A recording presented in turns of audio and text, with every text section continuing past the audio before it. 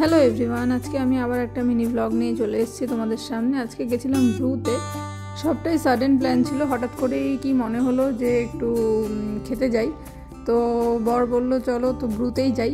তো আমরা চলে আসলাম এই ক্যাফেটাতে। তো এখানে এসে আমি চারপাশের ভিডিও করে নিচ্ছিলাম। তো আমার বরমশাই এখানে ফোন নিয়ে ব্যস্ত। তো যাই হোক, আশেপাশের এনভায়রনমেন্টটা খুব সুন্দর ছিল, তো ফাঁকাই ছিল কালকে মোটামুটি। এই রেস্টুরেন্টটাতে এর আগেও অনেকবার এসেছি, কিন্তু কোনো সময় ভিডিও করা হয়নি, তো ভাবলাম আজকে একটু ভিডিও সেরে নিই।